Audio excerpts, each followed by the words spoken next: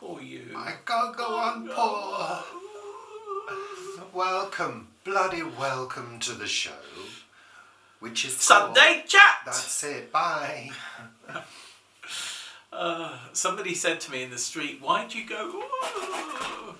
And it's because there was a series of clickbait, basically. A rash of clickbait videos, sort of in sort of the gardening realm, where it was sort of always every title and every sort of photo, every bit of thumbnail was sort of, I can't go on, everything's died, and like one plant had died. Yeah, you know? Yeah, or, you know, it's a disaster and they'd knocked a pansy plant onto the floor and they had to repot Clickbait. It or something. Clickbait. It was just clickbait, and that's why we go, And the thing is, I think Vivi talked about this a few years ago, people use these words like disaster. Yeah. No, it's not a disaster. A disaster is when you live in the Ukraine and you've lost all your family. Yeah, or you have a tornado that sweeps through your town and all your house is lost and all your neighbours have lost their house as well. That's a disaster. That's a disaster, or a hurricane, or something like that. You don't need to list all the disasters, Paul. Really? Or floods. Don't bring it on. Yeah. Don't manifest it, Paul. But yeah, that's what all that is about. It's sort of like a tongue-in-cheek homage to all of those, I can't go on. No, it's not a tongue-in-cheek homage. It's a don't do it. That's what it is. Yeah. Really? There we are. Yeah, there we are. So, was that on our agenda? No, don't think so. You look like a rabbit now. I'm a Christmas rabbit. Oh dear, like Bugs Bunny. Yeah. You don't need to milk it now. That logo on your shirt, every time I see it, it reminds me of something that's maybe been coughed up. Like in Kath and Kim. Like in Kath and Kim, where she coughs and thinks it's a brooch. Yeah, she thinks it's a brooch. I hate logos on things. Yeah. I really do hate logos on things. I think if you're paying good money for a product, why do you have to advertise their product? You know, I really do. This logo is sort of, you know, it's pretty innocuous. I bought a new puffer gilet. Are you okay there? Yeah, this is not on the agenda. I bought a new puffer gilet, and it's a Mountain Warehouse one, and it's got Mountain Warehouse there, and it does annoy me because it's sort of like, yeah, I don't want to. Anything like that needs to be added to any other business, right? Yeah, I'm going to shut up now. Zip it. Zip it. Zip it, bitch. So, welcome to our cosy, wholesome channel. Yeah. Where you'll find good content, lovely things. And rubbish. And nice people. Yeah. There we are. Yeah, shh, now Paul, you're out of control. Have your coffee. And then I'll have mine in a minute, and we take off in 5 minutes. What was I saying? Thank yous. Thank yous and welcomes to new subscribers all around the globe and the universe and beyond. There's been an increase in alien drone crafts recently, hasn't there? I read that, yeah. I think the first contact is imminent. I really do. And I say bring it on. Well, would it really be first contact, though? Because look, if has it happened already? If it's Star Trek, forget all this, don't interfere with pre-warp civilizations. Bring it on, we want to know about warp drive and health improvements and things like that. Yes, but real ones. Bring it on, let's have alien technology. Yeah. Well, some say we've got it already. Well, maybe we've got alien blood running through our veins. If you are an alien from another planet watching us now, say hello. Welcome. Yes, say hello. Yeah, or just leave a comment down below. Yeah.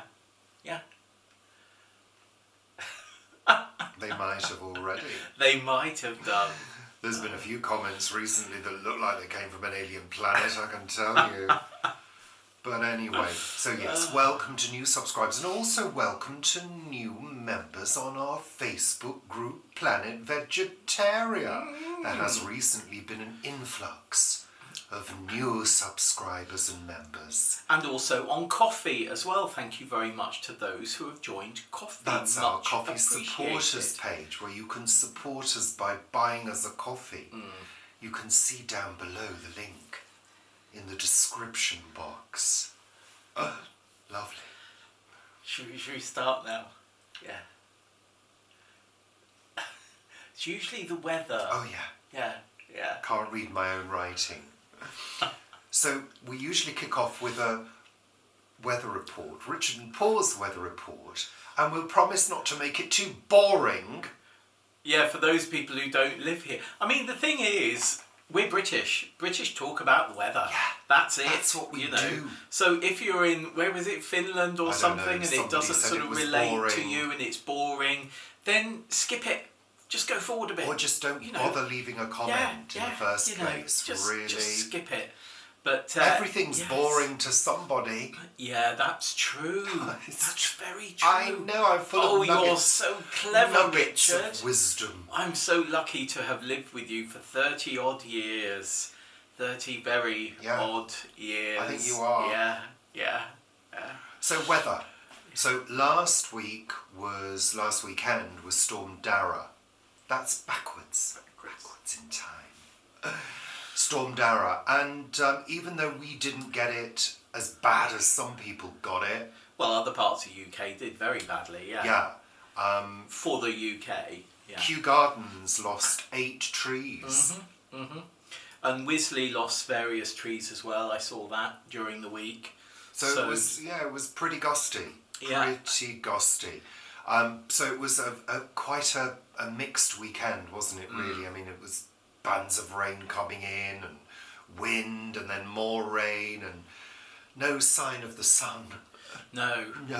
And that's what it's been like all week. The grey blanket. Yeah, it has been. There. And I've been down to anticyclonic gloom. I've been down to the plot, and it seems that every time I get down there, I'm just opening the main gate of the allotment site and I feel sort of speckles of wetness on my face, and it's suddenly starting drizzling or whatever. So yeah, it's just been like that. I think the ground, I was thinking about this, I was commenting on Coffee. I think the paths at the allotment site are already wetter and muddier than they were at this time last year.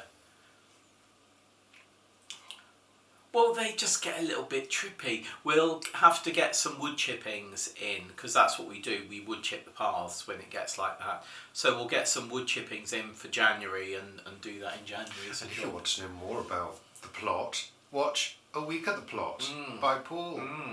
It's full of useful information. Yeah, absolutely. Yeah. Even though you had a really bad growing year this year, didn't you? Oh, terrible. Disastrous.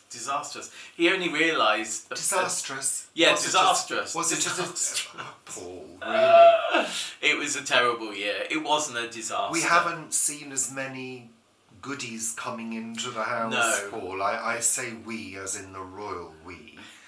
There hasn't been... I mean, we've had a few bits and pieces from your plot neighbours. I noticed there are 3 gorgeous squash on the side.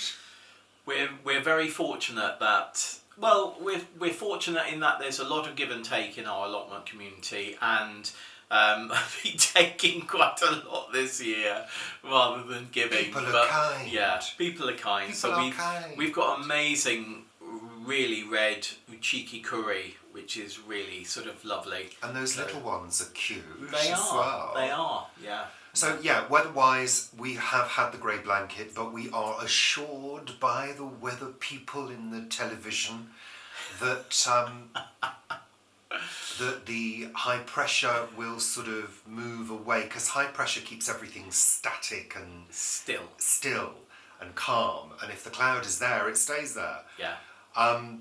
we've been assured that it's going to move along and we're going to get a bit of a change and hopefully see a little bit of sun. We had a glimpse of sun earlier, didn't we? There was a little bit of blue sky I saw. But then it's clouded over again. Yeah. And may it stay that way during this filming.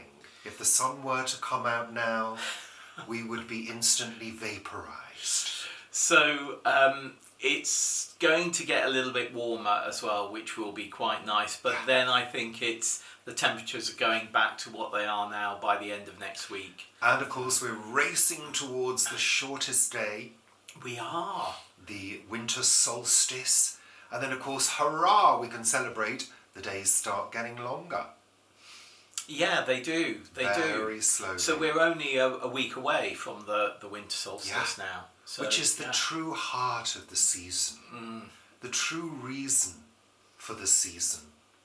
But of course, because of the way that the planet is tilted and various other things, we generally get our colder months in the UK in January and February. Yeah. So though it's sort of midwinter and the days start getting longer, it's our sort of true midwinter is sort of mid-January. Well, it always seems like such a long stretch. January, February, March. I mean, you know, we've said it before and we'll say it again.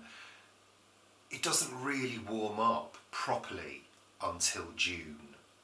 Really, we can continue to have cold weather. We've had some years, like 2018, where it was very warm from the almost beginning of the year. Yeah. But generally, our seasons generally do follow the meteorological seasons. They're lovely. We've got a thank you to kick off today's show with. A lovely thank you to Kirsty and Mum Penny. Kirsty got in touch and said, I've seen something that you might like.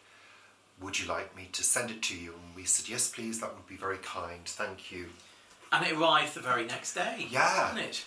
And it's this absolute beauty of a book. A poem for every night of the year, edited by Ali Essiri. Isn't that gorgeous? It is. Gorgeous cover. And I love that it's a poem for every night rather than every day. And I think this is going to be on my bedside, very much like Nigel Slater's Kitchen Diaries were, for the whole of next year. And I'm going to read a poem every day. Well, how selfish of you, Paul. Yeah. Well, you can lean across. You can lean across me and yeah, take. I haven't leant across you since 1996, Paul. So thank you, Kirsty and Penny. Thank you so much. Thank you very much. much. Very, very kind of you. So, what has this week given to us? Well, it's been a slightly odd week. We had a problem with the boiler. We had British Gas attend on 2 occasions this week to fix the boiler. Luckily, we are insured. Yeah, well, it's I say luckily, we pay insurance. We pay for the insurance, yeah. But actually, with our old boiler, it's kind of paid for itself, hasn't it, really? It has. I mean, certainly over the years we've had it, and this week particularly, it's paid to have the insurance. We obviously have contents insurance and house insurance, building insurance, but this is really the only other insurance that we have now, and I'm glad that we had. Otherwise, we'd have been putting out a good chunk of money this week. We'd have probably paid out almost the whole price. Oh, we would have of done the insurance we with would the have 2 parts that needed replacing. Yeah. And obviously the labour cost as well. So we're really pleased. Heating is working again. It's not on at the moment, but today's not feeling too bad. No, not bad. And I don't know whether you've noticed, but it almost feels as though the heating's a little bit more efficient since those parts have been replaced. I mean, our pump was broken. It was on its last legs, I assume, for quite a while, wasn't it? So maybe it wasn't circulating the water quite as well as it should have done. It seems that the heat seems to stay in the radiators a little bit longer, so it's obviously now pumping more efficiently. Yeah. So that's all good. We also took a trip out to IKEA as well to get a few things. things. Yes. And if you'd like to see our shopping haul, go to my vlog. Yeah, we went to get candles. I mean, isn't this the story of everybody's life at IKEA? You go to get one thing and come out with a trolley full. Well, I mean, that's their sort of whole raison d'etre, isn't it? And that's why they lay everything out in the way that they do in IKEA to ensure that you can pass through most things. But do you remember the days where you couldn't take your trolley to your car? Yes, I do. Yeah. So you had to buy a blue bag. Yeah. Or take your own, which we always forget to do. We've got a couple of IKEA bags and we always forget to take them. Well, they've got things in them, I think. Oh, right. In the cupboard. Richard is brilliant at putting things in things. And then putting them in a cupboard and shutting the door. Or indeed making a curtain. Yes. I love a curtain. Yeah, we've got several curtains in our house. Don't pay attention to what's behind the curtain. Yeah. So that was good. Went to IKEA. As I say, look at my vlog if you want to see what we bought. Now, Paul, the other thing that happened, we had the chimney swept. Oh, we did. As well. Yes. Yeah. So that happened on Monday. Happened on Monday. Yes. And he's we've had our chimney swept, 'cause we've got chimney. We've had it swept very regularly, virtually annually, since we came here. And we had a particular chimney sweep for a very long time, for a good couple of decades. And then he retired about, I think, 5 years ago, living in Norfolk now, I believe. And the new chimney sweep is a very sort of, he's very chimney sweep, isn't he? Sort of whistling. We had a different one last year. He was different. Yeah, but this one is the one that came before, sort of has been most often since Rick retired. Ricky retired. Yeah. So so that's all good. That's working. So it means this weekend we can pick up some kindling. We've already got logs and coal from last year that we didn't use. So we've certainly got enough for about 5 or 6 fires, I think. And we were advised last year to fit a flue to the top of a cowl, to the top of the chimney, the chimney pot, which we did, which has reduced water ingress into our chimney, which is good, because what happens is obviously soot is there, so there's lots of soot, and with the water it can become very acidic, and over time sulfuric acid, it actually eats through brick and things like that. Ours is steel lined, but of course the actual chimney that goes up is brick, and the lining is within that brick. The steel lining is within that brick. So all good. Looking forward to the first fire of the season. Although what usually happens around this time of year is it gets mild. Yeah. I mean, Christmas period is very often mild weather. Yeah, I remember Christmas days and Boxing days where it's been sort of very sunny and very mild. I don't remember as a child that many biting cold. I remember Christmases. Of course, in Guernsey it's a bit milder anyway. Where he comes from, it's a bit cooler. Even up north, I can remember Christmases where we'd be out in the garden playing with our toys and things in shirt sleeves. Yeah. But of course, also bear in mind what we were talking about last weekend. You were usually pumped full of baby sham. So you didn't feel the cold. Yeah.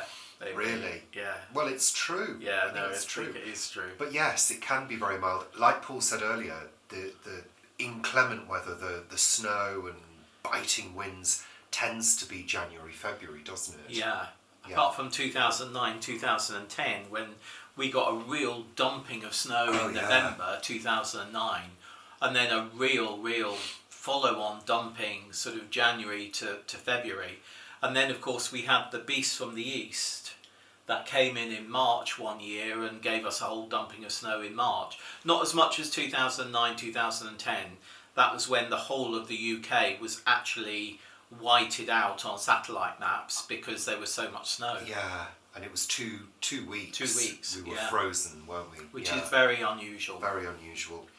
So that's all lovely. You felt a little bit bombarded by Christmas stuff this week, Paul, haven't you? Yeah, I have. Why is that? I have. Why have you been allowing yourself to be affected by the consumerism, the rampant consumerism that is happening at the moment? I mean, it's not even necessarily allowing myself. It's the bombardment that one gets.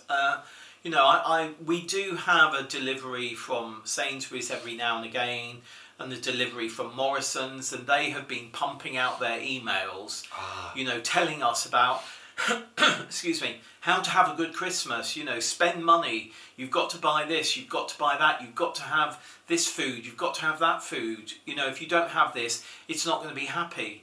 And there's been those emails, there's been other emails. We tend to record TV that we watch, so we tend to skip adverts, but we've watched a few things this week in real time, and there's been that bombardment of having the perfect Christmas.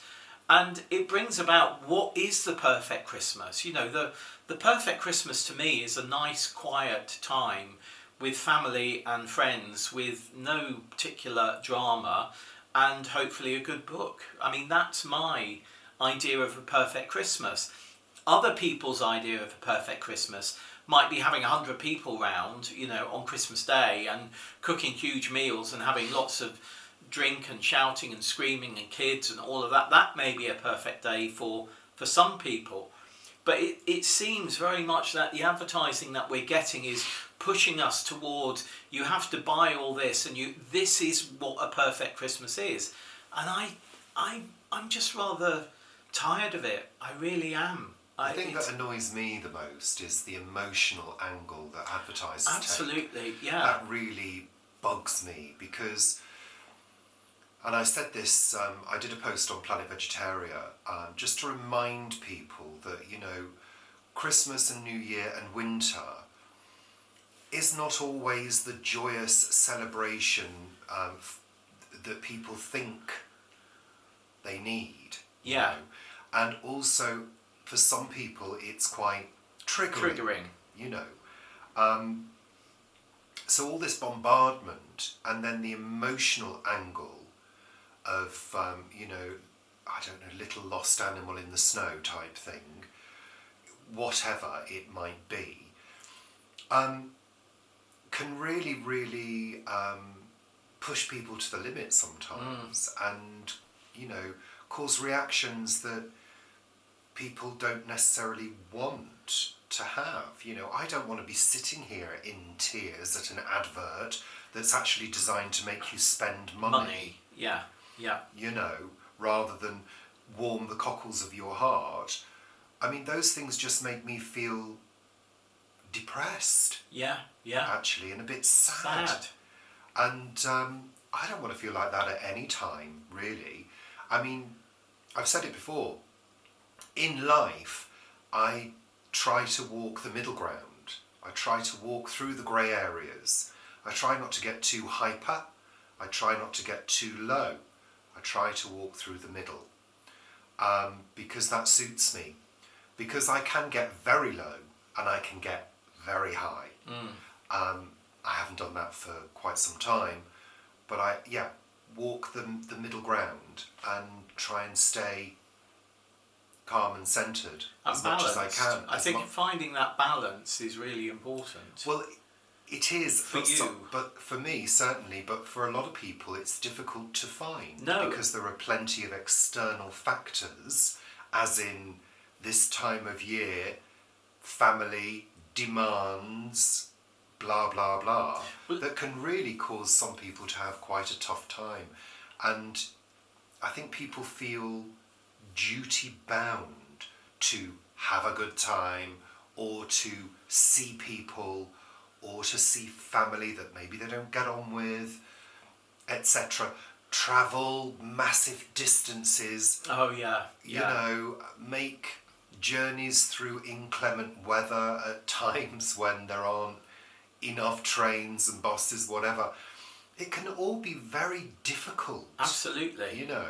Absolutely. We've had issues with travel at Christmas time in the past and had a couple of disasters where we just couldn't get to our destination or nearly missed a flight because of X, Y and Z or whatever. It's immensely stressful, and I think at our time in life we don't really want that. No. We don't want that struggle or those problems. And you know, very often there aren't any problems. You know, you sometimes, well, I sometimes have a tendency to think there might be problems when there won't be. Yeah, well, we both do now as we get older. But you're kind of preempting based on past experiences. Yeah. I think also there's the sort of pressure that your work colleagues and other people put on you. Particularly, I think about the work Christmas party, you know, which I've never really enjoyed the work Christmas party. I mean, I've been self-employed effectively for almost a quarter of a century now, and it's something that I don't do. You know, I don't take myself out for a Christmas meal. That would be rather lonely and sad, but it might be quite fun at the same time. But it's when other people say, "Oh, why?" I mean, I've been invited to various Christmas parties of people that I work with, and they've gone, "Oh, why don't you come along? You know, we do. You know everyone here. Why don't you come along?" And it's like, because actually, I don't really want to. I think we're the kind of people, we don't really like big gatherings now. I personally have always found big gatherings a little overwhelming. When we first got together, we'd think nothing of having 20 or 30 people over once a month to have, you know, we were always doing lunches or parties. Sort of snack lunches with pâtés and sort of lasagna and things like that. And people would come over, from like 12 o'clock till and they go at like 10 in the evening. We were like, "Oh, that's great."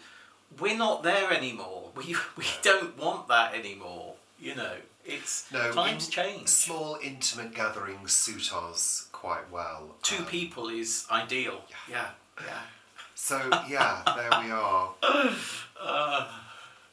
So you wanted to mention, Paul, last week's show at the Great Green Barn.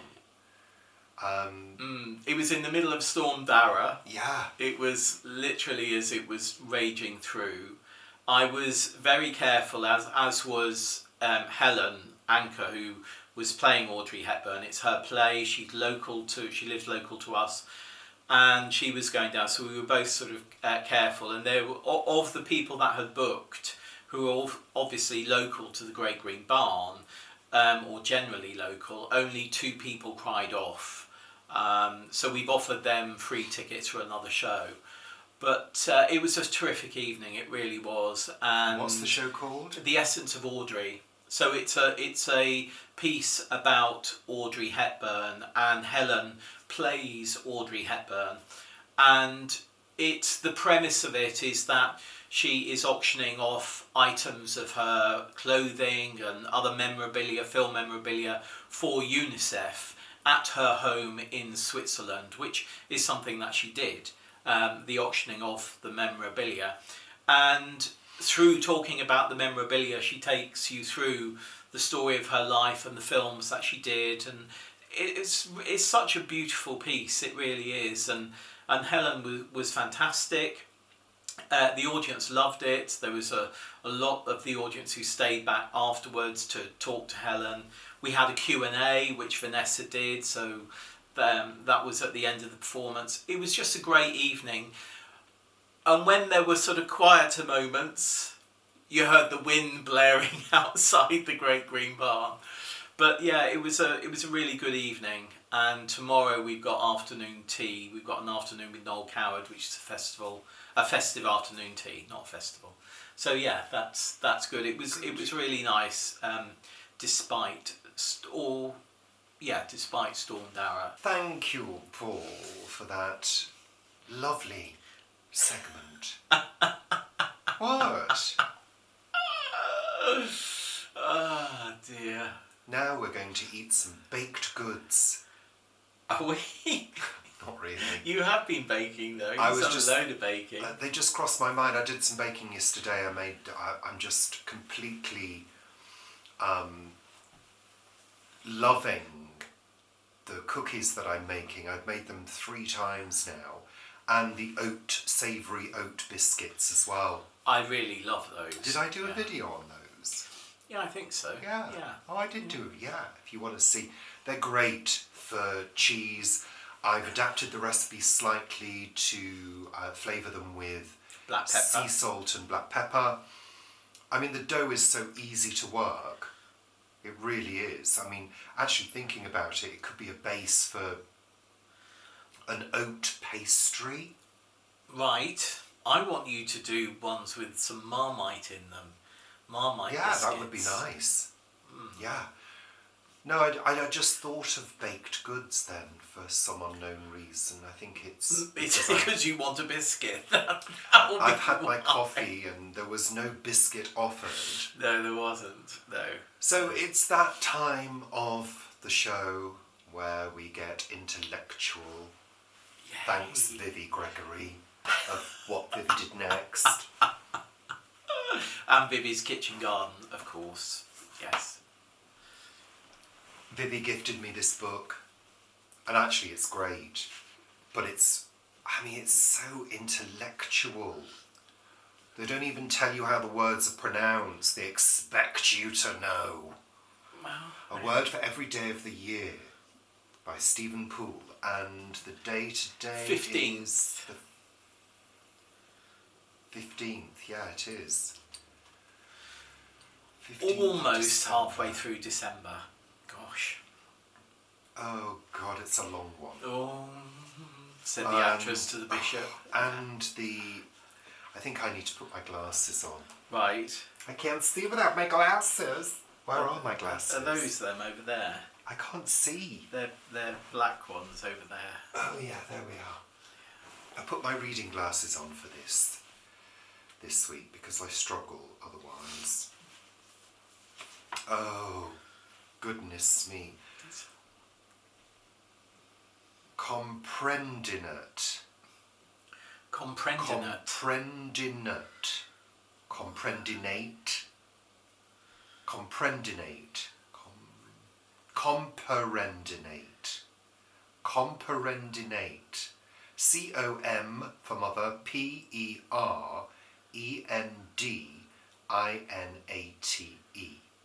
Comparendinate.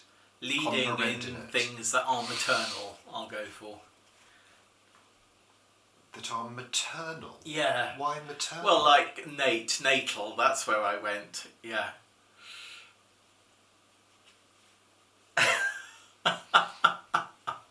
Ready? Yes. As a wise man once advised, never do today what you can put off till tomorrow. But what if tomorrow also seems frightfully soon? Oh, I know that feeling. Yeah, absolutely. What you need is to comparendinate, which derives from the Latin to put off until the 3rd day after. If it is Monday and you want to delay some dull task till Thursday, it is perfect and available. The reader ought to be warned that outside dictionaries, comparendinate mainly appears in the literary and satirical press of the 19th and 20th centuries as an example of abstruse vocabulary. In 1906, a writer for Punch reviewed what we may assume to be entirely imaginary work on black magic by a certain Uriburu Pangolin, enthusing Pangolin, whose command of cryptic Basque places him in a position of peculiar strength as compared with other writers on the subject, appears to take the eminently common sense view that where the foci in an what? This is ridiculous. Well, I don't even know what these words mean. I don't know what planix means. No, Is it a planix? Shush, no. I've not read the word properly. Oh, Jesus. Mary, Mother of God, help me now. I think we should comprehend this till next. No, I'm afraid that is all week. So full of words that I have no idea what they mean. What's the last sentence say? It basically means no. Even the last sentence is full of words I don't. Basically, it's to put off until the third day after, and that's where we conclude it. Stephen. So what we should say is that we will do that on the aftermorrow. I don't care anymore. That's what it is, the aftermorrow. We'll do that on the day after tomorrow, the aftermorrow. I've just dropped my other glasses. Oh, he's got a selection of glasses. I have so much face furniture. Yeah. Oh, that's made me all hot now and bothered. Oh, God. Oh, dear. I'm exhausted now. I need to lie down. I can't go on, Paul. Can't go on. That's what I'm going to put on the title. Yeah, I can't go on. So, final segment of the show. Let's whiz through this.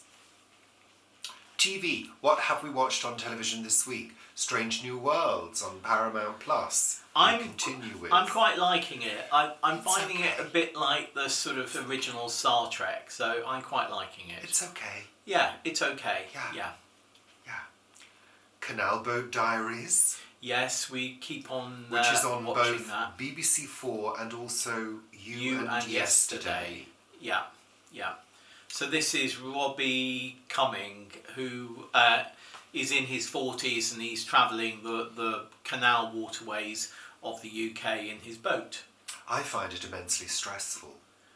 Well, you do, particularly when he gets duckweed off the propeller and has to go into... He doesn't like water, looking down into deep water. No, I don't mind a swimming pool. No, I'm not. A lovely clear swimming pool where you can see the bottom and it's all clean and beautiful. Is it a fear of being sucked down, or is it a fear of something eating you? No, it's the thought of being next to anything like a hull or a propeller or just rusty, horrible metal. It's all of that. My toes are literally curling up. I can feel them. He's got his toes on my toes, so I can feel his toes squirming. It's anything like that. I just find it... I mean, the thought of being in deep, dark water anyway should be terrifying to most people, frankly. Oh, yeah. I mean, all that depth below you as well. I mean, I used to swim quite regularly. We used to swim in the sea. I do remember once going snorkeling in Spain and looking down and seeing the shelf beach, the sand go like that and it get darker, and that I remember that terrified me. I remember snorkeling one day with a friend and looking down and seeing conger eels beneath us. So we sort of paddled away quietly. I said to her, "Oh, let's just go in now. Let's go in."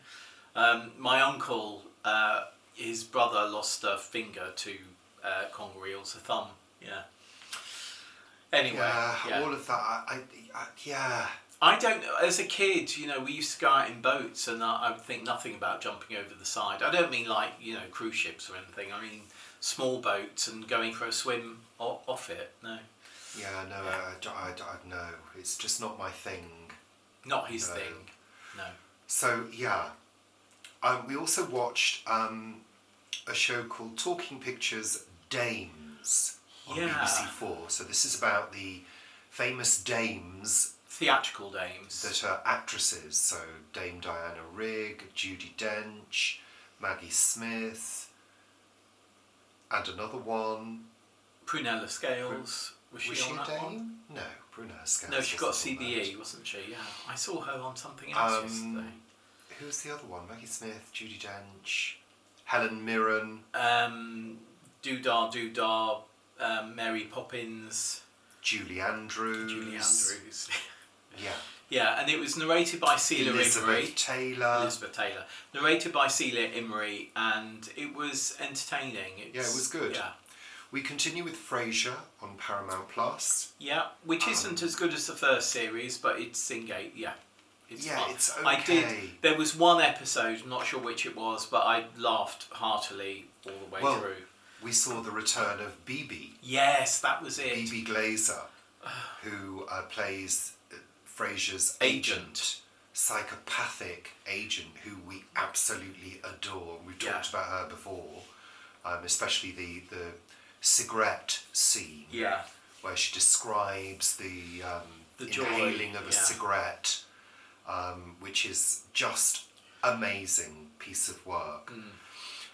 We watched the final episode of Kath and Kim. Yes. On Netflix. And last weekend, while you were out, I was flicking channels because I sat here lazily indulging in television and came across Star Wars, which had kind of just started. And thought, I'm going to watch this. So I did. And then I ended up watching The Empire Strikes Back. And then I started Return of the Jedi. And it was quite interesting because I've always been a Star Wars fan, but I've not watched it recently. And it was quite interesting because there are certain parts of it you think, what? Really? Like when his aunt and uncle are killed. Mm-hmm. And you just see their out smoking, in the desert. Well, on Tatooine, it's the whole planet's a desert, Paul. So I was correct. And you just see their smoking skeletons because they've been vaporised by the stormtroopers. And it's quite horrific. There are some moments like that. I mean, but then, Empire Strikes Back I love. It's a brilliant movie. But Return of the Jedi, I used to love it. But those bloody Ewoks. Yeah, the Ewoks. They're both cuddly and incredibly annoying at the same time. I mean, I kind of think it kind of lost it when he started with that kind of stuff. Because, of course, then we had episode 1 and we had that bloody Jar Jar Binks. Yeah. I mean, that was just So that was interesting to watch them. I enjoyed them. We watched the end of the Ewok one, didn't we? Yeah. Together. So, yeah. And of course, he's made all those changes as well and added extra bits in and improved the special effects. It's very interesting watching it as a 57-year-old. I thought you were 39. I am 39. Oh, yeah, okay. It's just interesting to watch it through adult eyes, and analyse it in a different way. Vivi was talking about that with Tarka the Otter. She's reread Tarka the Otter, and in a post on her social media, she was saying about having reread it, and reading it again as an adult. So I think it's always interesting when you revisit things. A Matter of Life and Death is a film that I'd like to re-watch. I saw it several times as a kid, and it's been on. It was with David Niven, and I'd like to re-watch it and see what it's like now. The Phantom Tollbooth was another that we watched a few years ago, didn't we? And I watched that many years ago when it first came out on TV. So, yeah. I think there are some films that you watch with adult eyes and you just think, really? Yeah. This is not that good. Yet there are some that really stand the test. Do you know what I mean? The test of watching as an adult. For example, The Railway Children. Yes, yeah. That is an absolute classic, but you can see the crafting of the film. How it was meticulously crafted. and put together to be very timeless. Yeah. It's a period piece, obviously, but the actual story stands the test of time. You know, it's a sort of timeless story, you know. Anyway, that's it. Yeah. That's it for this week's show. What? I quite enjoyed this week's show. Oh, good. I do hope you've enjoyed it, because it's all about the viewer as well. Absolutely, absolutely. And bananas, of course. Tits and bums. But mainly bananas, yeah. Oh. Thank you for watching. Guess what I can see? What? Blue sky. Little bit of blue sky, and I can see sun on the chimney stack over Of there. sun. Quick, we better hurry before it reaches. We have a reflector over here, which brings in the natural light so it makes filming a little bit more it brings in, easily. So it brings in the natural light, and if it were to sun on that, we would suddenly be vaporized, instantly, like you said. Yeah. Well, the sun is coming out, but I think the blinds are tilted just enough to stop it blaring in. Yeah. Thank you. Take care. Bye for now. See you next week. Bye. Bye. Hope you enjoyed it. Come again. Watch all the adverts. Or watch the first 30 seconds at least of each advert. Yeah. Bye.